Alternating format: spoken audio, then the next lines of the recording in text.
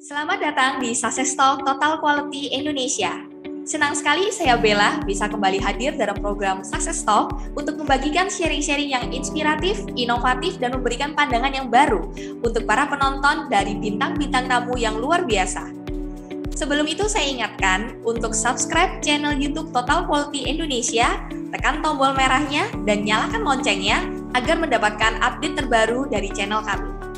Ini kan akhir-akhir ini kan kita banyak mendapatkan wacana ya Pak Dadang ya tentang kenaikan UMK ini ya Pak ya. Nah, menurut Pak Dadang sendiri nih, bagaimana dengan sistem UMK di Indonesia Pak?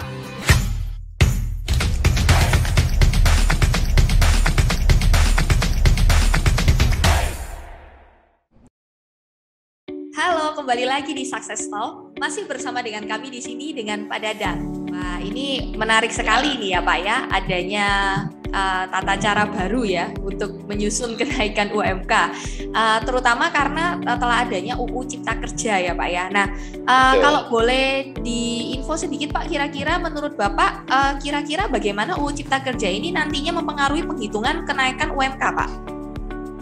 Sampai sejauh apa nanti bisa mempengaruhi Pak? Pertama, yang pasti memang diizinkan untuk dinaikkan itu upah minimum provinsi. Jadi di aturan yang baru ini memang banyak hal yang benar-benar baru ya dibandingkan dengan yang sebelumnya. Iya. Jadi kalau di aturan lama itu kan, pertama rujukannya Undang-Undang 13 2003 plus Peraturan Pemerintah Nomor 78 Tahun 2015 tentang UMK itu, tentang kenaikan upah minimum. Sekarang kan pakai yang baru ya, yaitu Undang-Undang Cipta Kerja, Undang-Undang Nomor 11 Tahun 2020 ditambah Peraturan Pemerintah Nomor 36 Tahun 2021. Perbedaan yang krusial itu apa? Ada syarat dan ketentuan boleh naik, ya, yaitu dengan menentukan dulu yang disebut batas atas upah dan batas bawah upah. Jadi kalau upah minimum yang sekarang ada dalam rentang itu boleh untuk dinaikkan. Tapi kalau sudah melampaui batas atas itu tidak boleh dinaikkan, baik untuk upah minimum provinsi maupun kota kabupaten sama ya.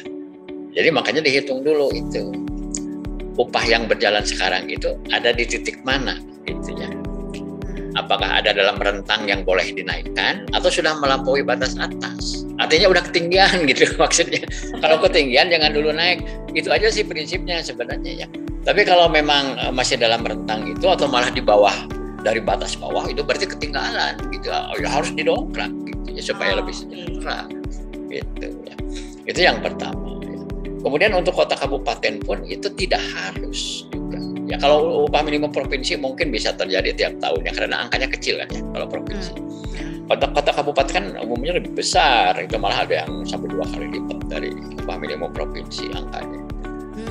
Nah, syarat untuk kenaikan upah minimum kota kabupaten itu harus diperbandingkan antara pertumbuhan ekonomi. Provinsi dan kota kabupatennya. Kalau ternyata yang kota kabupaten lebih tinggi dari provinsi itu boleh naik dengan melihat 3 tahun terakhir rata-rata berapa. Gitu. Tapi kalau lebih rendah tidak dibolehkan ya untuk naik.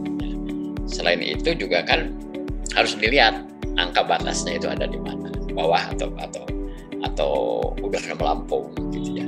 Nah, yang lain yang juga krusial ya perbedaannya adalah kalau dulu itu sebelum ini ya tahun sebelumnya sampai ke belakang, kalau kita mau menaikkan upah itu kita harus ketahui dulu angka inflasi berapa persen, angka pertumbuhan ekonomi berapa persen, kita jumlahkan. Betul. Misalnya pertumbuhan ekonomi 4%, inflasi 3%, berarti 4 tambah 3 7 kan? Iya. 7% ya berarti tinggal ditambah aja 7%. Dari upah yang berlaku sekarang itu untuk berlaku tahun depan. Sekarang itu hanya diambil salah satu saja yang lebih tinggi, yang mana? Ya kalau misalnya pertumbuhan ekonomi 4%, inflasi 3%, maka yang diambil adalah yang 4%. 4%. Diambil salah satu saja yang lebih tinggi yang mana gitu ya sebagai patokan gitu ya. Tapi itu ada formulanya. Wah, Jadi itulah beberapa perbedaan yang krusial gitu ya, sehingga sekarang itu Dewan Pengupahan pun cara kerjanya dan cara kalkulasinya berbeda dengan tahun lalu gitu, karena kita punya regulasi baru sekarang gitu ya. Wah, luar biasa ini ya Pak ya, regulasi barunya mungkin bisa memberikan angin segar Pak ke industri di Indonesia Pak ya, seperti ya. Saya sih melihat semangatnya adalah untuk lebih menciptakan pengaturan upah minimum yang lebih business friendly gitu, ya, lebih reasonable, lebih objektif gitu ya, lebih adil gitu ya. Jangan begini, daerah yang buruhnya galak-galak gitu naiknya cepet gitu ya. Sementara ya, buruhnya yang adem ayem itu kok lambat karena kurang banyak demo kan gitu ya. Jadi apalagi kalau yang nggak pernah protes ya Pak ya. Oh iya gitu ya, ikhlas saja gitu atau ridho saja begitu ya. Padahal memang mereka harusnya ditingkatkan karena tertinggal gitu ya. Iya, betul. Ya.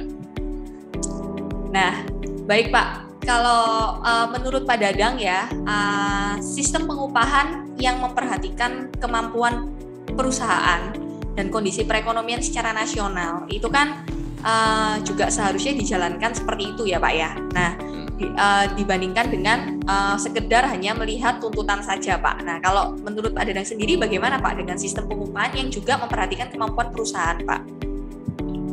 Ya, itu dimasukkan. Jadi bukan hanya masalah pertumbuhan ekonomi, inflasi, tapi juga kemampuan perusahaan. Nah, maka kemudian ada juga hal baru ya di dalam regulasi yang baru ini, yaitu diakomodirnya kondisi usaha mikro dan kecil. Ya, usaha mikro dan kecil, dan itu kan populasinya paling banyak di Indonesia dan mungkin di banyak negara sama. Yang gede-gede itu kan sedikit jumlahnya, kayak piramida gitu, kerucut ya.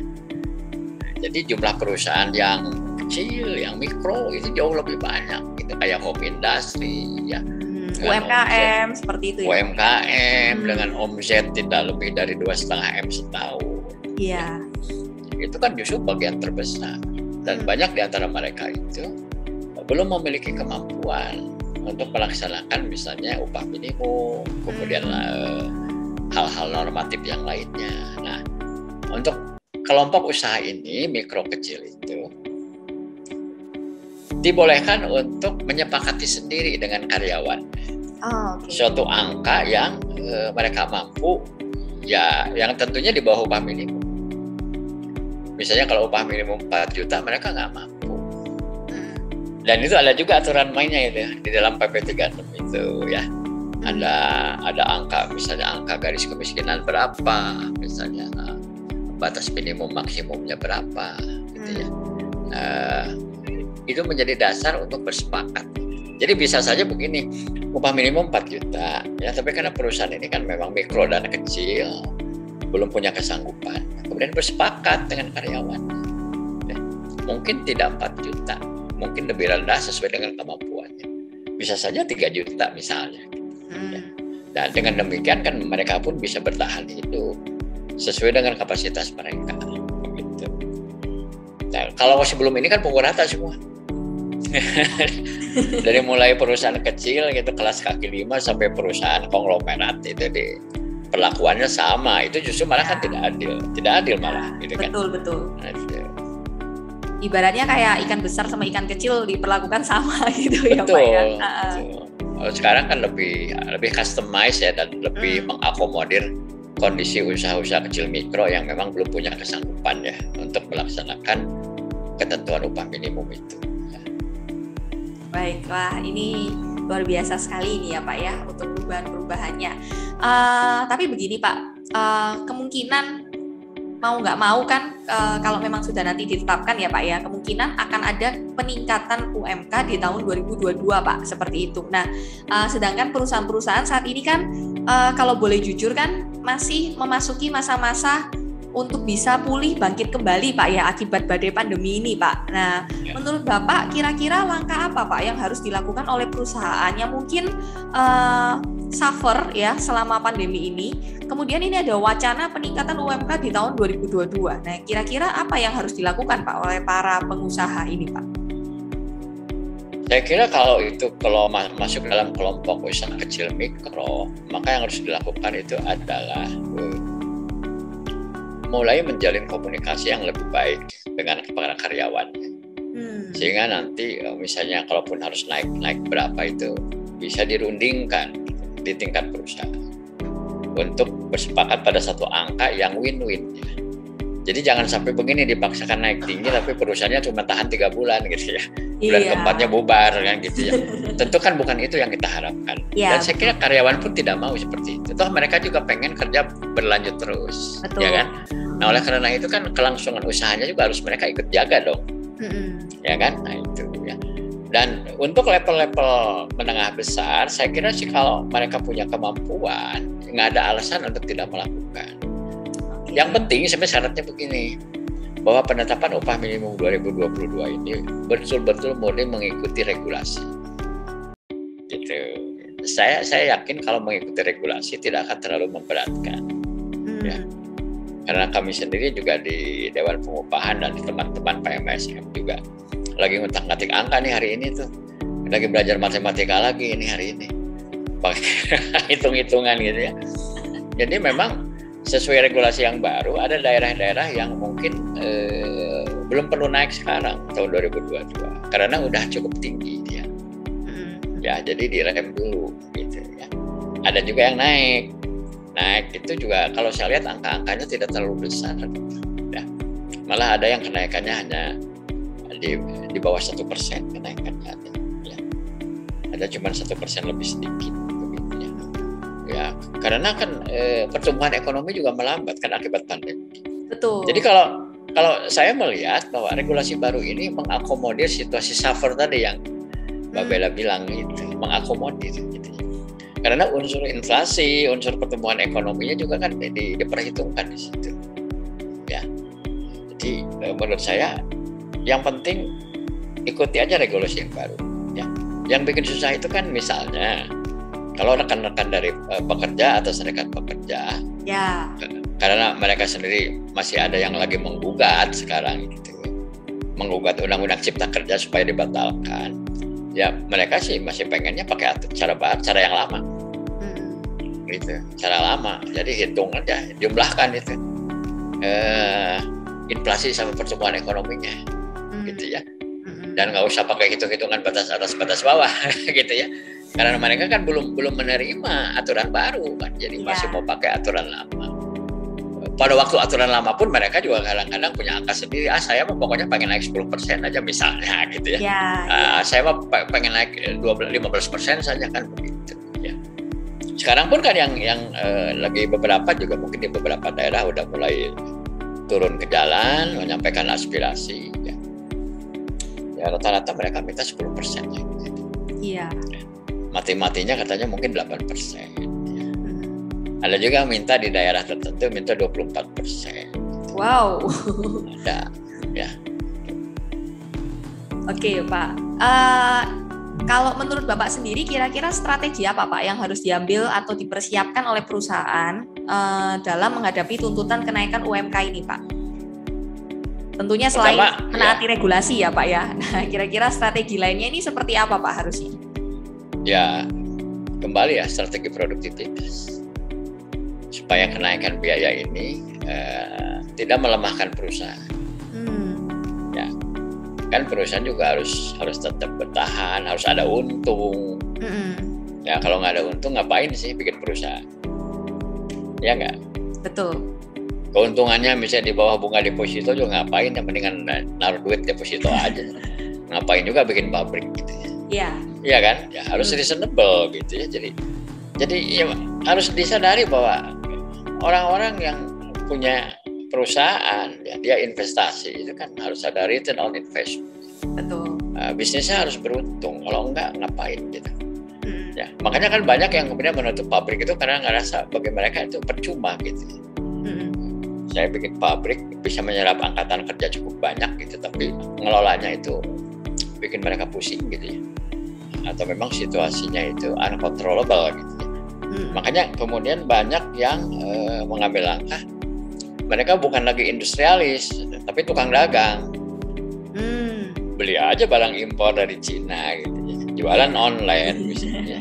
Dan itu sekarang kan kalau kita bicara misalnya untuk sektor aparel ya, pakaian, kita sangat worry sekali dengan banyaknya masuk barang impor ya. Dan itu kan disalurkan lewat marketing e-commerce seperti itu juga. Betul, ya Pak ya. E-commerce ya, itu bisa membunuh kita itu. Karena harganya murah gitu. Murah banget. Ya. Makanya kita dari Asosiasi Garment Tekstil itu kan berharap bahwa pemerintah bisa menerapkan yang disebut safeguard ya.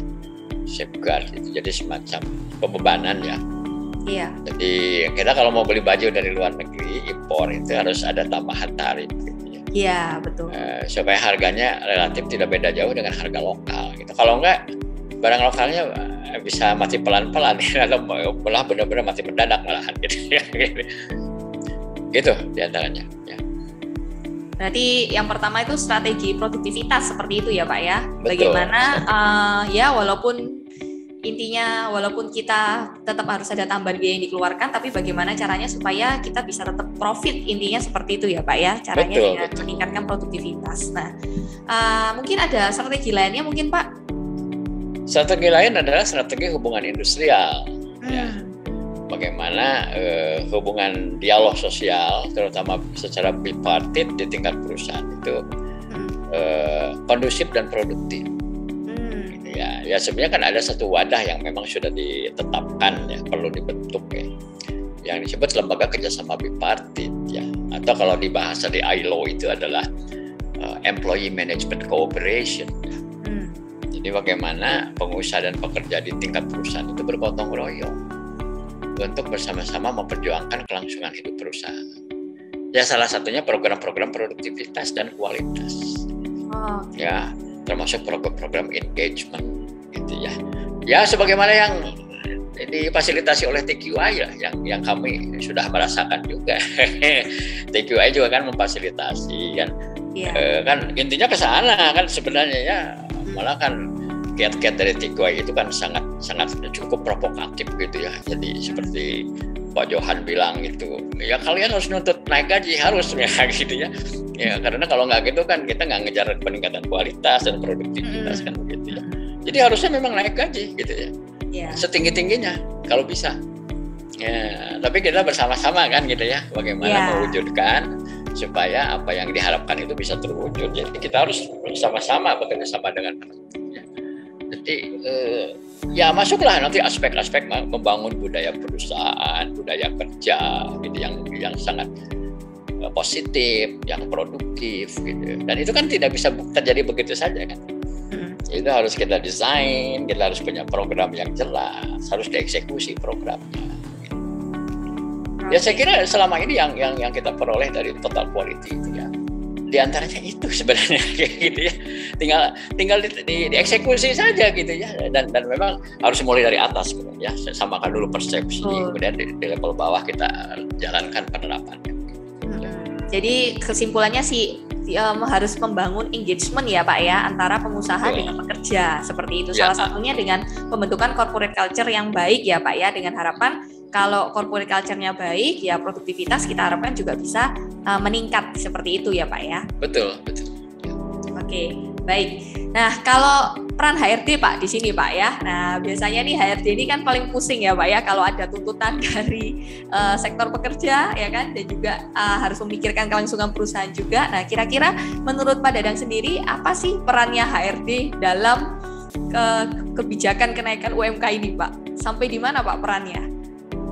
Ya sebenarnya kalau peranan HR itu ya secara generik ya itu setidaknya harus menjalankan 4 peran penting ya orang HR itu. Yang pertama adalah sebagai mitra strategis atau strategic partner ya.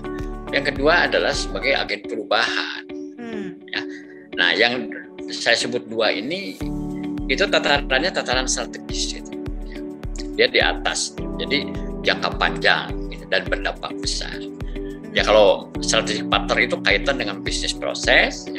Kalau agen perubahan itu kaitan dengan people. Ya. Nah terus ke bawah itu lebih kepada operation, ya operasionalnya. Yang pertama adalah sebagai administrative expert, ya.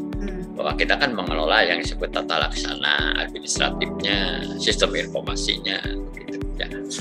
Kemudian satu lagi adalah sebagai kampiun karyawan atau sebagai employee advocate, ya, bahwa kita membantu para karyawan untuk bisa mewujudkan aspirasinya dan mengakomodir kepentingannya. Nah, empat ini kan harus kita jalankan. Iya. Ya.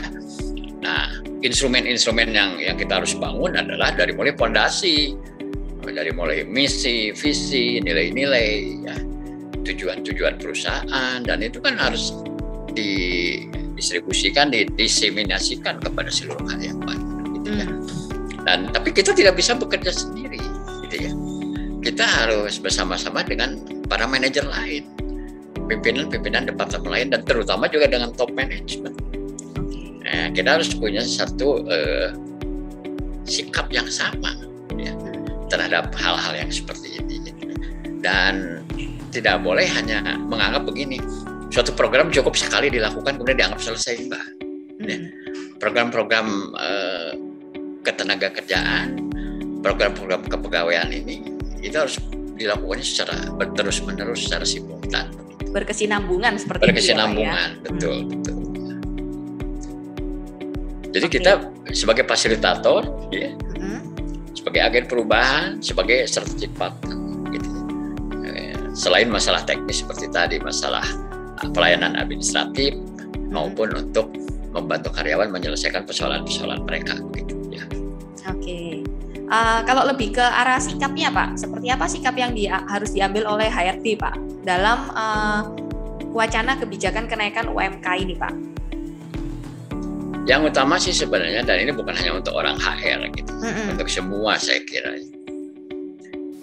Dengan zaman yang berubah cepat, revolusi industri, kemudian masuknya generasi milenial, kemudian fenomena baru dalam bisnis, yang otomatis sebenarnya open mind, ya.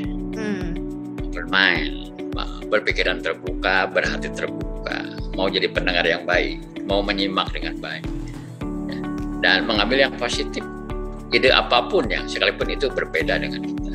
Jadi saya kira sikap pertama adalah open mind, ya. Yang kedua adalah dari situ kan harusnya membentuk mindset yang disebut mindset bertumbuh atau grow mindset.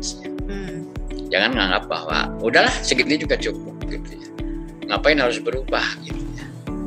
Ya ini kan yang bukan cuma orang HR saya kira, ya, semua, ya, semua, terutama para pemimpin, gitu, harus memiliki growth mindset sebagai lawan daripada fixed mindset, gitu ya. Saya kira itu yang paling utama kalau bicara sikap. Yang lain-lainnya itu masalah teknisnya. Misalnya rajin ikut training, gitu, ikut webinar yang seperti ini, kayak gitu ya, berbagi, ya, satu sama lain, gitu. Oke, baik Pak. Jadi diharapkan dari HR sendiri juga memiliki sikap yang positif, ya Pak, ya, seperti itu dalam menghadapi wacana-wacana yang seperti ini, Pak, supaya masih bisa berpikir dengan kepala dingin seperti itu, ya Pak, ya. Betul. Oke. Nah, mungkin ada pesan Pak, mungkin kira-kira dari Pak Dadang terhadap teman-teman yang mungkin menyaksikan channel ini, Pak? Mungkin advice-nya klasik atau klise, gitu ya. Keep learning, yang utamakan itu. Tetaplah belajar. Belajar itu dalam arti luas sih. Tidak berarti harus ngambil S2 atau S3. Ya kalau bisa syukur sih, gitu ya. Nah, kalau berkesempatan lebih bagus. Kalau enggak kan sebenarnya kita punya komunitas, kita punya teman-teman tempat sharing, berbagi, gitu ya. Jadi kita harus meluangkan waktu untuk itu. Jangan cuma hanya untuk rutinitas kerja, gitu ya. Makanya seperti aktivitas kita di suatu komunitas di mana itu adalah orang-orang yang keahliannya sama dengan kita. Ya seperti kami lah di perhimpunan-perhimpunan itu ya.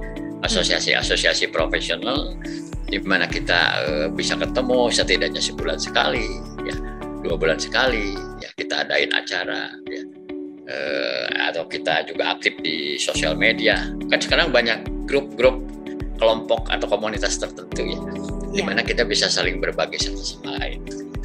Ya, keep learning dan keep watching, ya, ikutin terus karena perubahannya cepat banget ini. Ya. Kalau tidak keep learning dan keep watching itu ibarat kita bangun tidur nggak tahu apa yang terjadi gitu ya. Jadi kita ketinggalan gitu ya. Yang paling utama sih sebenarnya itu ya, dan nantinya akan membentuk juga bagaimana kita memiliki sikap, kemudian persepsi yang lebih positif dan lebih sesuai dengan tuntutan keadaan sekarang. Gitu, ya. Demikian itu yang paling pokoknya. Ya, terakhir ini Pak, mungkin ada pesan-pesan mungkin Pak untuk para pekerja juga Pak yang mungkin sedang menunggu ya wacana kenaikan UMK ini. Nah, kira-kira ada pesan nggak dari Pak Dadang? Ya, sebenarnya kita ingin lebih sejahtera itu adalah hal yang sangat wajar siapapun itu ya, dan hak setiap orang untuk bisa lebih sejahtera. Tapi perjuangkanlah itu semua dengan mengikuti aturan yang berlaku. Gitu ya, itu yang pertama. Kedua, sebenarnya kan memperjuangkan hidup lebih sejahtera itu akan lebih elegan gitu ya. Bukan dengan cara unjuk rasa ya. Tapi dengan cara unjuk kerja gitu ya, unjuk kerja. Nah, unjuk kerja yang lebih baik tentu harus ditopang oleh kompetensi yang lebih baik ya, kembali lagi keep learning ya, ikutin, tingkatkan keahlian Anda ya. Dan sebenarnya kan kalau nilai kita berapa itu kan naik itu kan karena kita lebih ahli, kita lebih kompeten ya, maka kemudian kita layak dipromosikan atau mungkin kita punya kesempatan berkarir di tempat lain ya, dengan jabatan lebih baik, gaji lebih baik, kesejahteraan lebih baik kan nggak perlu sering-sering turun ke jalan kan gitu ya. Jadi saya kira mungkin itu yang coba kenapa sih nggak berpikir kita ngembangin diri sendiri gitu ya, dan kita bisa lebih sejahtera gitu. Dan tidak harus di tempat sekarang ya, di tempat lain juga kalau memang ada kesempatan, why not ya. Dan saya kira banyak orang-orang profesional yang ya harus berpindah beberapa perusahaan sampai kemudian dia mencapai apa yang dia cita-citakan gitu. Itu saya kira pesannya. Oke, jadi meningkatkan kualitas diri itu lebih penting ya Pak ya, seperti itu ya. Betul. Oke, baik, mantap, luar biasa sekali ya. Ini sharing-sharingnya dari Pak Dadang. Terima kasih banyak Pak Dadang ya. Sama-sama. Untuk kesempatannya. Ya, mudah-mudahan bermanfaat ya buat Anda semua. Iya, terima kasih banyak Pak Dadang ya untuk sharing-sharingnya, luar biasa Pak Dadang. Baik. Kita telah berbincang-bincang dengan Bapak Dadang, tentunya kita sudah mendapatkan banyak pemahaman tentang kebijakan sistem UMK di Indonesia dan juga pertimbangan-pertimbangan untuk menyambut wacana kenaikan UMK di Indonesia di tahun 2022. Nah, terima kasih kepada semua yang telah menyaksikan Success Talk Total Quality. Kami akan kembali lagi dengan narasumber dan topik menarik lainnya. Apa kabar? Sukses!